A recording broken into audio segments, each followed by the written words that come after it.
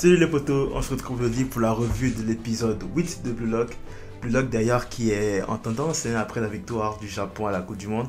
Ça fait toujours plaisir de voir que les animés sont de plus en plus reconnus de nos jours. L'épisode commence avec la préparation de l'équipe Z contre l'équipe V.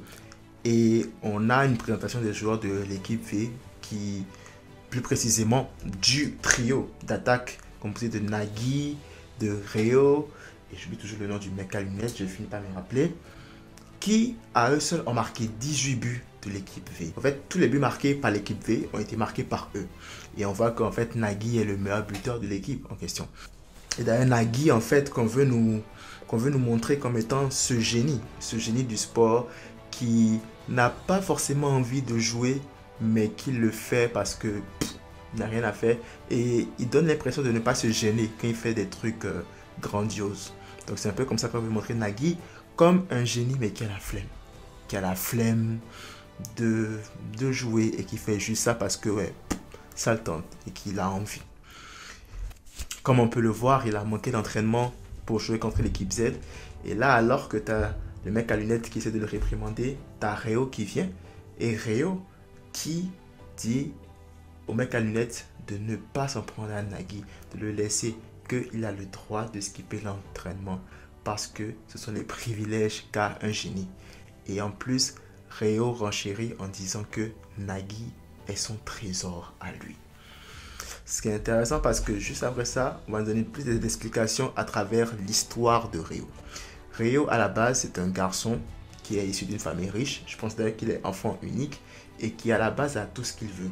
Il est très talentueux, que ce soit à l'école, au sport, il a tout. Et il est en passe de devenir le successeur de son père qui a de très grandes entreprises. Donc du coup, il a un avenir tout tracé et tout lui sourit. Et il peut avoir exactement ce qu'il veut. Mais le revers de la médaille, quand on a une belle vie, c'est qu'en fait, tout ennuie. Et c'est comme Ryo l'a mentionné, tout l'ennuyait. Il n'avait plus goût à rien parce que peu importe ce qu'il voulait, il l'avait. Que ce soit comme de la part de ses parents ou que ce soit par lui-même. En fait, il suffisait qu'il fasse un petit effort. Parfois même, il n'avait même pas besoin de faire d'efforts pour obtenir ce qu'il voulait. Alors ça rendait la vie un peu ennuyante pour lui. Jusqu'à ce qu'un jour regarde la finale de la Coupe du Monde que l'Allemagne a remportée. Et là, il se rend compte que waouh, c'est beau la Coupe du Monde. Je veux la Coupe du Monde. Et là, il en parle à son père. Et son père lui dit, hors de question. Hors de question parce que déjà, tu vas me remplacer à tête de mes entreprises. Ça, c'est clair, signé et acté. Mais dans un deuxième temps, il n'y a que les élus qui peuvent passer pro. Alors, tu as Ryo qui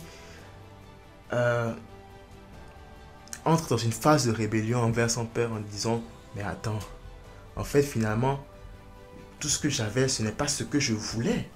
En fait, c'était ce qui arrangeait mes parents. En aucun moment est-ce que mes parents ne me donnaient ce que moi je voulais. Ils voulaient juste me mettre dans les conditions pour obtenir ce que eux ils voulaient. Tout à Ryo qui va entrer dans une phase de rébellion, il va se dire ok, bon, moi je veux la Coupe du Monde, maintenant je vais devoir faire ce qu'il y a à faire pour pouvoir avoir la Coupe du Monde.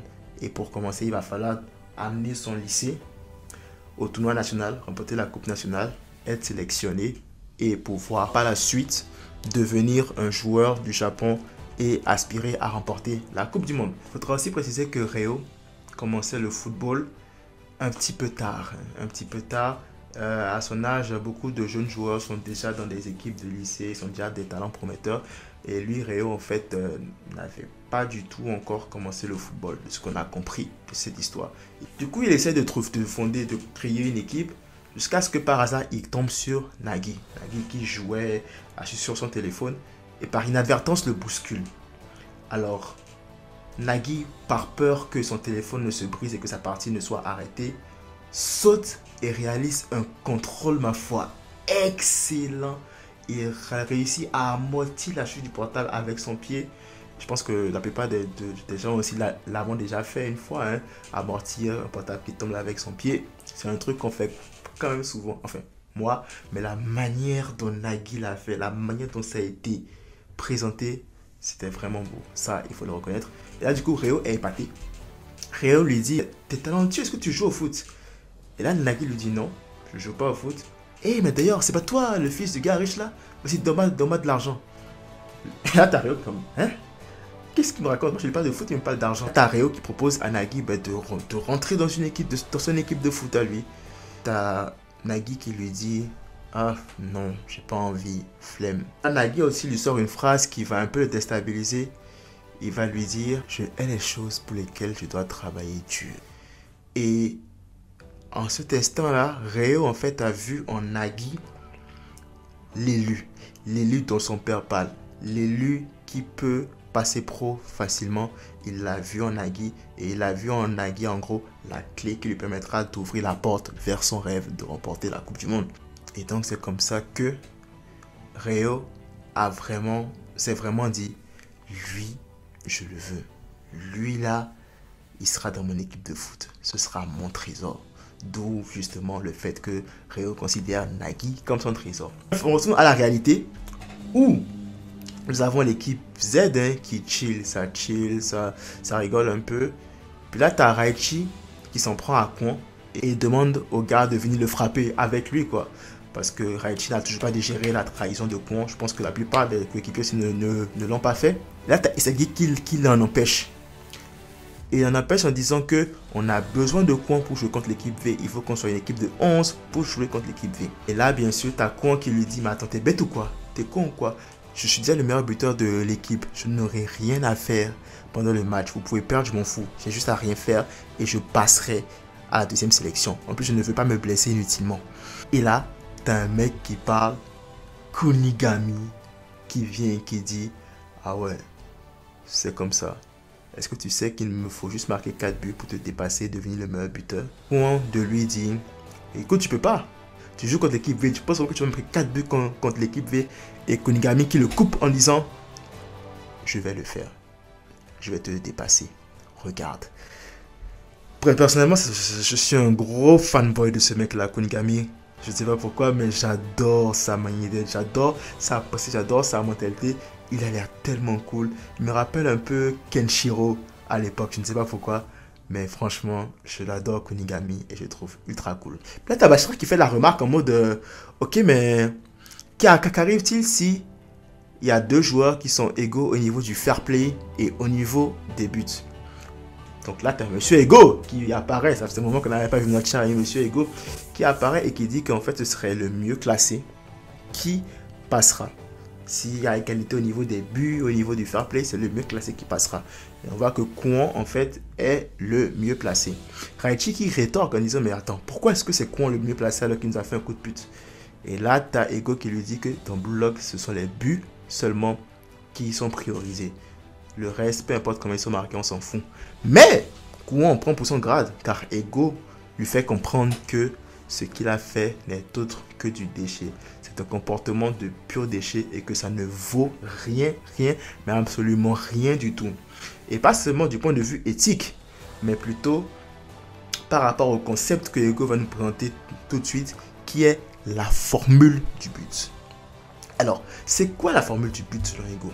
Alors, la formule du but selon Monsieur Ego consiste à créer une certaine situation de but, une certaine situation dans laquelle, mettons, à 95, voire qu'à 100% des cas, tu peux marquer un but.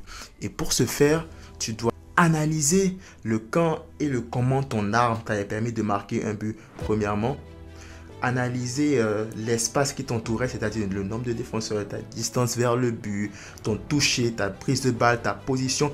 Tous ces paramètres, tu dois les analyser, t'en souvenir et créer ta formule de but à partir de ces paramètres-là. Donc le but d'avoir une formule de but pour un attaquant est non seulement bien sûr de se distinguer des autres attaquants, mais aussi de pouvoir se créer des opportunités de but qui ne seront pas reposées sur la chance ou sur un contre favorable, mais plutôt sur ton talent et ta construction personnelle. En fait, Monsieur Ego veut complètement éradiquer de leur tête le fait qu'un but arrive par coïncidence ou par chance. En gros, Monsieur Ego veut leur inculquer que eux et eux seuls sont responsables de si un but doit être marqué ou non.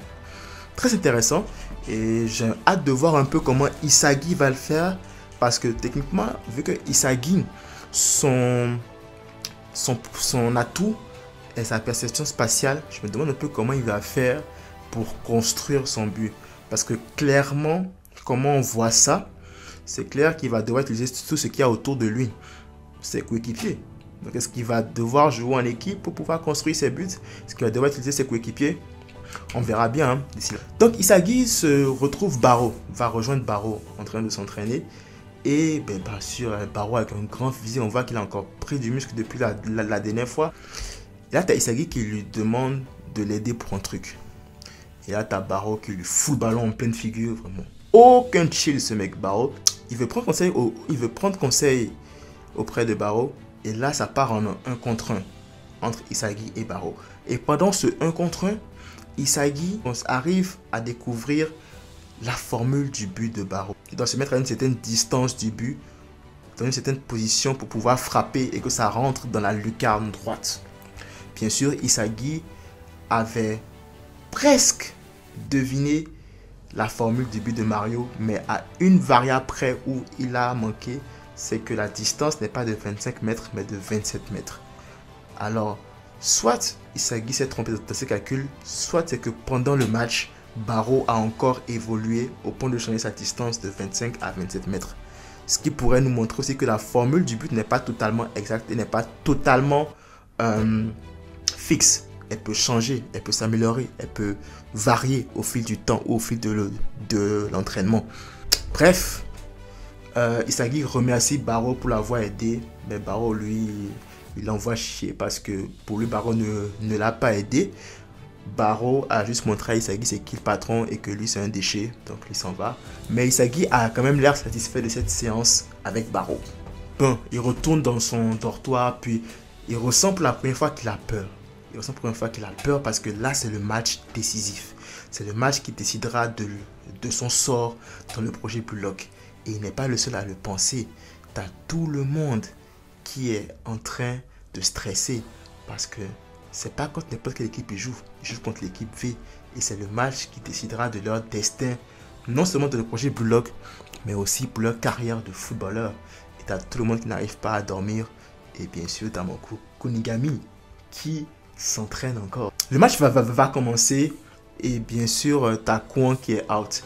D'ailleurs, je vais faire un petit retour parce que j'avais oublié un truc par rapport à Kwon. C'est qu'on a eu une petite histoire par rapport à Kwon où on avait compris que Kwon, en fait, l'équipe dans laquelle il était avant, il était le seul qui était vraiment motivé. Les gens autour de lui n'étaient pas motivés. Et donc, du coup, je pense que ça lui a laissé un certain traumatisme qui fait que pour lui, maintenant, il n'a besoin de compter sur personne et il ne doit compter que sur lui-même. Alors, c'est assez triste pour Kwon parce que ça pourrait justifier un tout petit peu pourquoi est-ce qu'il a agi comme ça envers l'équipe Z. Mais ça n'excuse pas tout. C'est vrai que c'est quand même triste pour lui qu'il n'ait pas eu de coéquipier, ce qui comptait dans le temps. Mais ça n'excuse pas vraiment ses actions, je pense. Kwon est out dans le sens où il sera juste sur le terrain, mais il ne va pas agir.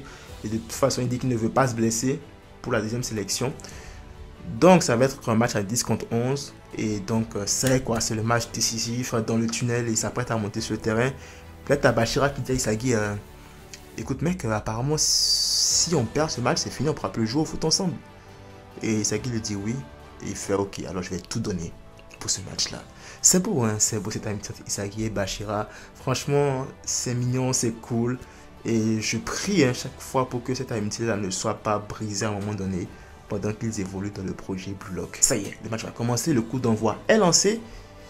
Et là, tu as l'équipe V qui mène son attaque. Ryo récupère la balle, passe au gars à lunettes. Après, le gars à lunettes passe à Nagi. Mais vu que Isagi et son équipe Z avaient prévu un peu comment est-ce que leur attaque allait se construire, et ils ont pu intercepter la balle au bon moment. Alors, contre-attaque rapide. Et là, tu as une longue passe vers Gagamaru. Gagamaru qui essaie de reprendre de la tête, mais malheureusement, il manque de peu le but. Ça tape le poteau. Et là, tu as Ryo, en fait, qui est émerveillé par rapport à cette contre-attaque de l'équipe Z. Et qui se dit, ah ouais, allez, c'est bon, les choses commencent là. Ça va être cool. Et là, donc, direct, Léo lance une grande passe en direction de Nagui. Et là, les gars se disent, mais attends, c'est trop long. Impossible que Nagui contrôle cette passe-là. Et là, t'as Nagui qui court et qui me fait un contrôle de la mort qui tue. Le contrôle a l'air simple en vrai, hein, mais l'animation, comment est-ce qu'il saute, comment est-ce qu'il rattrape la balle avec son pied et comment est-ce que le ballon tourne puis s'arrête entre son pied et sa cheville, c'est juste génial. Et là, il dépose le pied à terre, frappe, but. Et là, il se tourne vers l'équipe V et Isagi et il leur dit, c'est tout? Sérieux? Est-ce que vous ne pouvez pas faire ça? Et là, l'épisode se termine sur l'équipe V qui se rend compte qu'ils sont face à un véritable monstre en la personne de Nagi Seihiro. L'épisode prochain sera malade parce que on sera en plein dans le match. On va avoir toute la palette de talent de Nagi. On n'a pas encore vu à quel point Ryo et l'autre sont forts. Comment est-ce que l'équipe va s'en sortir? Est-ce que Isagi pourra trouver sa formule de but dans ce match? Est-ce qu'il pourra la trouver à temps pour tirer l'équipe Z du pétrin? Est-ce que quelqu'un d'autre dans l'équipe Z pourra trouver la formule adéquate de but? Est-ce que Kwon va finir par se faire pardonner et essayer d'aider l'équipe Z? En tout cas, je ne sais pas pour vous, mais moi je suis excité pour ce prochain épisode et on se retrouve la semaine prochaine pour la revue de l'épisode 9 de Blue Lock. Si tu as aimé la revue, n'hésite pas à liker et à laisser un commentaire, ça fait toujours plaisir. Si tu n'es pas encore abonné, abonne-toi, ça fait toujours plus de membres dans mon équipage et ça fait plaisir. D'ici là, prenez tout soin de vous et de vos proches. Que la force vous accompagne.